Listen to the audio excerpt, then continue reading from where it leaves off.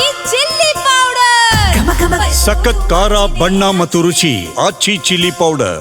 ಬೆಂಗಳೂರಿನ ತೀರಾ ಇತ್ತೀಚೆಗೆ ಅಂದಾಜು ನವೆಂಬರ್ ತಿಂಗಳಲ್ಲಿ 7 ಕೋಟಿಯಷ್ಟು ಹಣವನ್ನು ಹಗಲು ದರೋಡೆ ಮಾಡಿದ್ರು.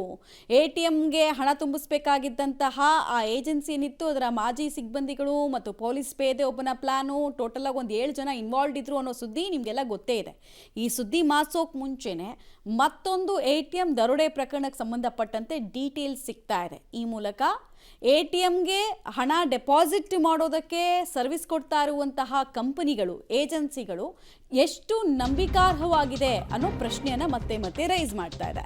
ಈಗ ಇದಾಗಿರೋ ಘಟನೆಯಲ್ಲಿ ಮತ್ತೆ ಯಾರ್ಯಾರ ಮೇಲೆ ಆರೋಪ ಇದೆ ಅನ್ನೋದ್ರ ಡೀಟೇಲ್ಸ್ ಕೊಟ್ಬಿಡ್ತೀವಿ. CMS ರಾಬರಿ ಕೇಸ್ ಮಾಸೋಕು ಮುಂಚೆನೆ ಮತ್ತೊಂದು case, Hitachi payment service company ಸಿಬ್ಬಂದಿ ಮಹಾ ವಂಚನೆ ಮಾಡಿರೋದು ತಿಳಿದು ಬರ್ತಾ ಇದೆ. ATMಗೆ ಡೆಪಾಸಿಟ್ ಮಾಡಬೇಕಾಗಿತ್ತು 1,37,00,000 ಹಣ. 2 ಪ್ರತ್ಯೇಕ ತಂಡಗಳು ಹಣ ದರೋಡೆ ಮಾಡಿರುವುದು ಗೊತ್ತಾಗ್ತಾ ಇದೆ. ಒಂದು ತಂಡ 50 ಲಕ್ಷವನ್ನ ಎಸ್ಕೇಪ್ ಮಾಡಿದರೆ ಮತ್ತೊಂದು ತಂಡ 80 ಲಕ್ಷವನ್ನ ಎಗರಿಸಿದೆ. SBI, ಆಕ್ಸಿಸ್ ಬ್ಯಾಂಕ್, ವಿವಿಧ ಬ್ಯಾಂಕ್ನ ATMಗೆ ಹಣವನ್ನ ಡೆಪಾಸಿಟ್ ಮಾಡಬೇಕಾಗಿತ್ತು.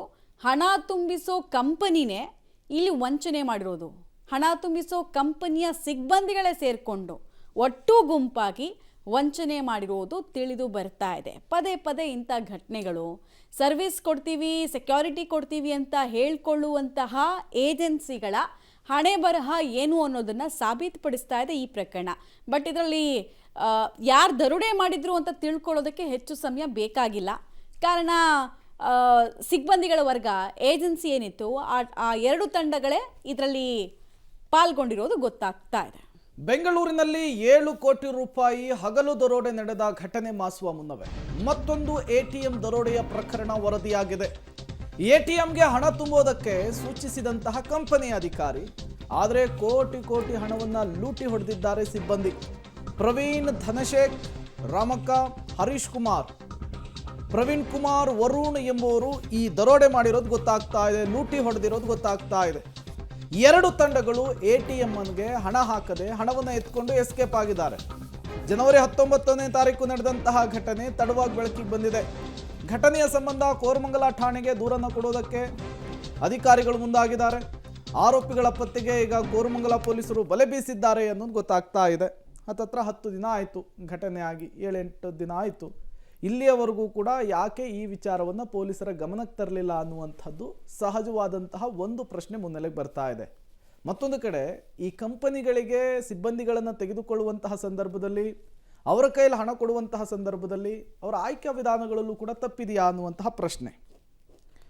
ಡೀಟೇಲ್ಸನ್ನು ಕೊಡೋದಕ್ಕೆ ನಮ್ಮ ಪ್ರತಿನಿಧಿ ನರಸಿಂಹಮೂರ್ತಿ ನೇರ ಸಂಪರ್ಕದಲ್ಲಿ ಜಾಯಿನ್ ಆಗಿದ್ದಾರೆ. ನರಸಿಂಹಮೂರ್ತಿ, ಈ ಹಿಂದೆ 7 ಕೋಟಿ ರೂಪಾಯಿಯನ್ನ ಹಾಡಹಗಲೇ ದರೋಡೆ ಮಾಡಿದಂತಹ ಪ್ರಕರಣದ ಸಂದರ್ಭದಲ್ಲೂ ಕೂಡ ಈ ಹಣ ಹಾಕುವಂತಹ ಕಂಪನಿಯ ಸಿಬ್ಬಂದಿಗಳೇ ಅದರಲ್ಲಿ ಇನ್ವಾಲ್ವ್ಮೆಂಟ್ ಇರೋದು ಗೊತ್ತಿತ್ತು. ಈಗ ಮತ್ತೊಮ್ಮೆ ಅದೇ ರೀತಿಯ ಒಂದು ಘಟನೆ ನಡೆದಿದೆ. ಪದೇ ಈ ರೀತಿಯ ಘಟನೆ ಬೆಂಗಳೂರಿನಲ್ಲಿಯೇ ಯಾಕೆ ಆಗ್ತಾ ಇದೆ? ಈ ರೀತಿಯ ಘಟನೆಗೆ ಏನು ಪ್ರಮುಖ ಕಾರಣ? ಈ ಘಟನೆಯ ಹಿನ್ನೆಲೆ ಏನು ಅಂತ ಹೇಳಿ ನರಸಿಂಹಮೂರ್ತಿ.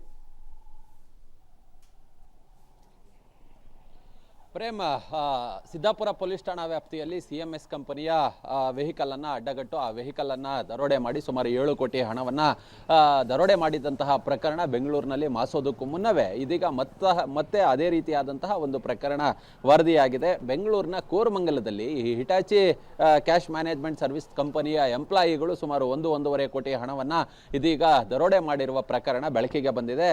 ಇದೇ ತಿಂಗಳ 19ನೇ ತಾರೀಕು ಆ ಹಣವನ್ನು 2 ತಂಡಗಳಿಗೆ, ಒಂದು ತಂಡಕ್ಕೆ ಸುಮಾರು ಒಂದು 80 ಲಕ್ಷ ರೂಪಾಯಿ ಹಣ, ಮತ್ತೊಂದು ತಂಡಕ್ಕೆ ಸುಮಾರು 46 ಲಕ್ಷ ರೂಪಾಯಿ ಹಣವನ್ನು ಬೇರೆ ಬ್ಯಾಂಕ್ಗಳಿಗೆ, ಅದು SBI ಬ್ಯಾಂಕು ಮತ್ತು ಆಕ್ಸಿಸ್ ಬ್ಯಾಂಕ್ಗಳಿಗೆ ಹಣವನ್ನು ತುಂಬೋದಕ್ಕೆ ಅಂತೇಳಿ ಕಳಿಸ್ತಾರೆ. ಆದರೆ ಅವರು ಆ ಕ್ಯಾಶ್ಗಳಿಗೆ, ಆ ಒಂದು ಬ್ಯಾಂಕ್ಗಳ ATMಗಳಿಗೆ ಹಣವನ್ನು ತುಂಬದೆ ಆ ಹಣವನ್ನು ಎತ್ಕೊಂಡು ಪರಾರಿಯಾಗಿದ್ದಾರೆ.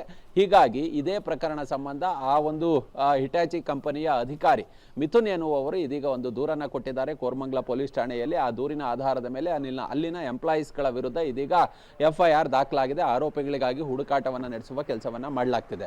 ವಿಚಾರ ಏನಂತ ಹೇಳಿದ್ರೆ, ಕಳೆದ ಬಾರಿ ಈ ರೀತಿಯಾಗಿ 7 ಕೋಟಿ ದರೋಡೆ ನಡೆದಂತಹ ಬಳಿಕ ಈ ಕ್ಯಾಶ್ ಮ್ಯಾನೇಜ್ಮೆಂಟ್ ಸರ್ವಿಸ್ ಕಂಪನಿಗಳು ಯಾವ್ಯಾವಿದ್ವೋ ಅವಕ್ಕೆ ಒಂದಷ್ಟು ಮಾರ್ಗಸೂಚಿಗಳನ್ನು ಬಿಡುಗಡೆ ಮಾಡುವ ಕೆಲಸವನ್ನು ಪೊಲೀಸ್ ಇಲಾಖೆ ಮಾಡಿತ್ತು. ಅದ್ರ ಜೊತೆಗೆ RBI ಮುಖಾಂತರ ಕೂಡ ಒಂದಷ್ಟು ವಾರ್ನನ್ನು ಮಾಡಿಸುವ ಕೆಲಸವನ್ನು ಪೊಲೀಸ್ ಇಲಾಖೆ ಮಾಡಿತ್ತು. ಯಾಕಂತ ಹೇಳಿದ್ರೆ ಈ ನಿಯಮಗಳನ್ನು ಕಟ್ಟುನಿಟ್ಟಾಗಿ ಪಾಲನೆ ಮಾಡಬೇಕು ಅನ್ನೋ ನಿಟ್ಟಿನಲ್ಲಿ ಸೂಚನೆಯನ್ನು ಕೊಡಿಸುವ ಕೆಲಸವನ್ನು ಪೊಲೀಸರು ಮಾಡಿದ್ರು. ಇದೀಗ ಕಂಪ್ಲೀಟ್ ಆಗಿ RBI ಅಡಿ ಆ ಒಂದು ನಿಯಮಗಳೇನು ರಚಿತವಾಗಿದ್ದು ಅವುಗಳನ್ನು ಸಂಪೂರ್ಣವಾಗಿ ವೈಲೇಷನ್ ಮಾಡದಂತೆ ಕಂಡು ಬರ್ತಿದೆ. ಹೀಗಾಗಿ ಇದೀಗ ಈ ಒಂದು ಕ್ಯಾಶ್ ಮ್ಯಾನೇಜ್ಮೆಂಟ್ ಸರ್ವಿಸ್ ಕಂಪನಿಯ ವಿರುದ್ಧವೂ ಕೂಡ ಕ್ರಮವನ್ನು ತೆಗೆದುಕೊಳ್ಬೇಕು ಅನ್ನೋ ನಿಟ್ಟಿನಲ್ಲಿ ಪೊಲೀಸ್ ಇಲಾಖೆ ಒಂದಷ್ಟು ಇದೀಗ ಒತ್ತಡವನ್ನು ಹಾಕುವ ಕೆಲಸವನ್ನು ಮಾಡಲಾಗ್ತಿದೆ. ಕಾರಣ ಇದೀಗ ಏಕಾಏಕಿ ಹಣವನ್ನು ಕಳಿಸ್ತಾರೆ ಅಂತ ಹೇಳಿದ್ರೆ ಈಗಾಗಲೇ ಪೊಲೀಸ್ ಇಲಾಖೆ ಅದಕ್ಕೆ ಈ GPS ಲೊಕೇಶನ್ ಇರಬೇಕು, ಗಾಡಿ ಎಲ್ಲೋಗುತ್ತೆ ಏನಾಗುತ್ತೆ ಅನ್ನೋದು ಬರಬೇಕು, ಅದಕ್ಕೆ ಟ್ರ್ಯಾಕಿಂಗ್ ಸಿಸ್ಟಮ್ ಇರಬೇಕು, ಮತ್ತೆ ಕಂಪನಿಯ ನಂಬಿಕಸ್ಥರನ್ನ ಅಲ್ಲಿ ಅಪಾಯಿಂಟ್ಮೆಂಟ್ ಮಾಡ್ಕೊಂಡಿರಬೇಕು. ಹೊಸಬರನ್ನ ತೆಗೆದುಕೊಳ್ಳುವಂತಹ ಸಂದರ್ಭದಲ್ಲಿ ಅವರ ಮಾಹಿತಿಗಳನ್ನು ಸಂಪೂರ್ಣವಾಗಿ ದಾಖಲು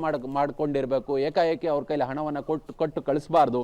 ಈ ರೀತಿಯಾಗಿ ಹಲವು ಮಾರ್ಗಸೂಚಿಗಳನ್ನು ಹಾಕಲಾಗಿತ್ತು. ಇದೀಗ ಎಲ್ಲವನ್ನ ಸಂಪೂರ್ಣವಾಗಿ ವೈಲೇಷನ್ ಮಾಡಿರೋದು ಇದೀಗ ಈ ಪ್ರಕರಣದಲ್ಲಿ ಗೊತ್ತಾಗ್ತಿದೆ. ಸದ್ಯ ಕೋರಮಂಗಲ ಪೊಲೀಸರು ಆರೋಪಿಗಳಿಗಾಗಿ ಹುಡುಕಾಟವನ್ನು ನಡೆಸುವ ಕೆಲಸವನ್ನ ಮಾಡ್ತಿದ್ದಾರೆ. Prem. Okay, thank you Narasimhamurthy ತಮ್ಮೆಲ್ಲ ಮಾಹಿತಿಗಾಗಿ.